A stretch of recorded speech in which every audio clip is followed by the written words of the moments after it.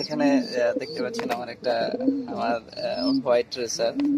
এই দুইটা হচ্ছে আমার হোয়াইট রেসার, আমার খুবই প্রিয় এক পেয়ার পিজিয়ন হোয়াইট রেসার।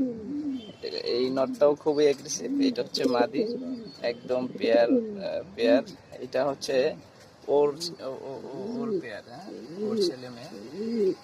এইটা হচ্ছে ওর ছেলে মেয়ে, খুবই সুন্দর। এইটা হচ্ছে হোয়াইট রেসার।